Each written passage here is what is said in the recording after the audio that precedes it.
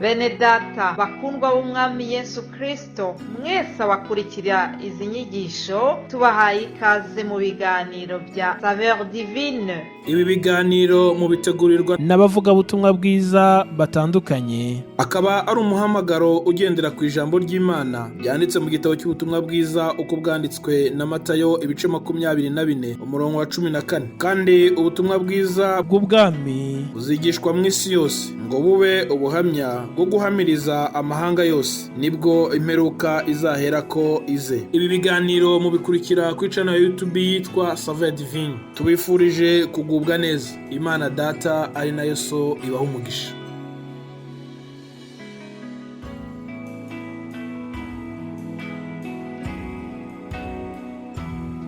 Aleluya, aleluya, nshuti z'umusaraba. Bene data namwe mwese abakurikiye iki kiganiro Saveur Divine, bahaye ikaze muze murisanga kuri uru rubuga. Imana yo mu ijuru, Imana ya Aburahamu, Imana ya Isaka na Yakobo, ikaba ari nayo Mana yacu twese, ishimwe, ishyirwe hejuru, ihimbazwe, niyo yonyine yo guhimbazwa, niyo yonyine yo gushyirwa hejuru.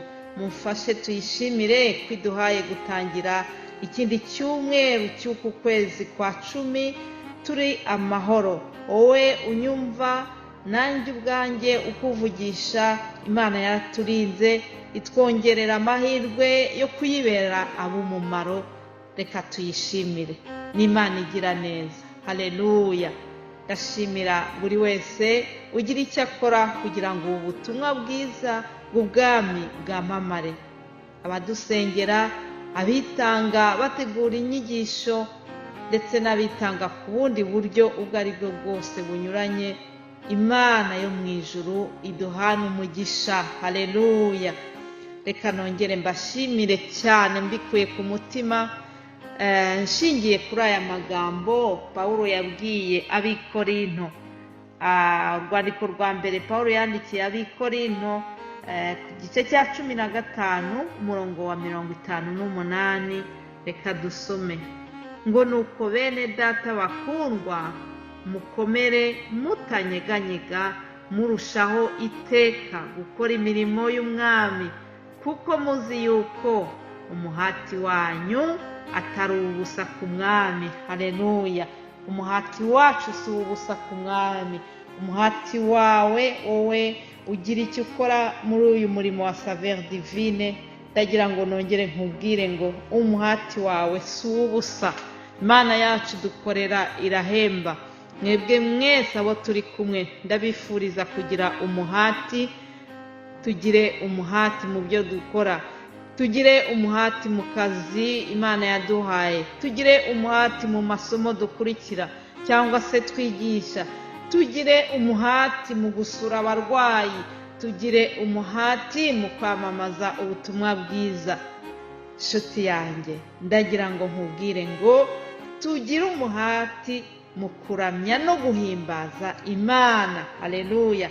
Iyo niyo teme cyangwa se uwo niwo mutwe w'amagambo tuzaganiraho muri iki cyumweru, kuramya no guhimbaza Imana.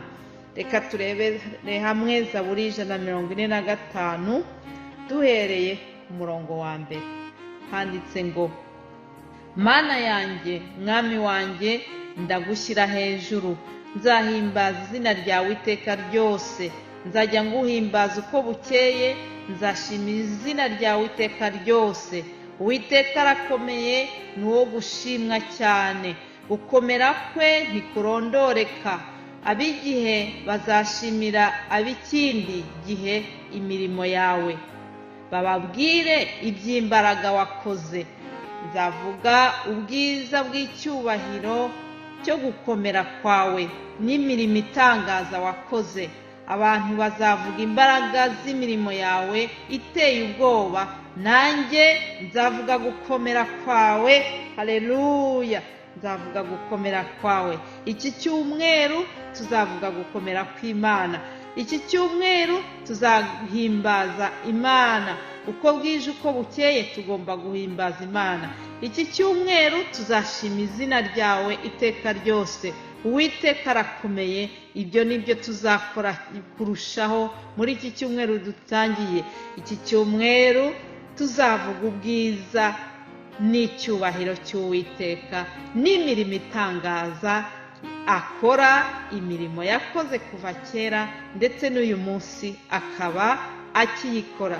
Nuko rero nshuti mwene data ukurikiye izi nyigisho, ukurikira ibi biganiro bya Saveur Divine, ndakwifuriza kugubwa neza muri uwo mwanya tuzaba turimo tuvuga ku byerekeye kuramya no guhimbaza Imana. Yesu aguha umugisha, mwifurije kugira icyumweru cyiza. Reka dusenge mbere yo gutandukana. Mwami Yesu, turagushimiye cyane, tugushimiye kurindwa kwawe, tugushimiye yuko uturinda amanywa n'ijoro, tugushimiye yuko watwongereye umunsi mwiza kugira ngo tuwubemo, kugira ngo tube ab'umumaro, kugira ngo tukuramye, kugira ngo tuguhimbaze. Ni ukuri nta kindi twaremewe, mu byo twaremewe hari ukugira ngo tuguhimbaze Mana, tugushyire hejuru, twamamaze izina ryawe. Ushimwe, ushimwe, ukwiriye amashimwe. Nta wundi wo guhimbazwa, nta wundi wo gusingizwa uretse wowe. Icyubahiro ni icyawe uhereye none ukageza iteka ryose. Amen.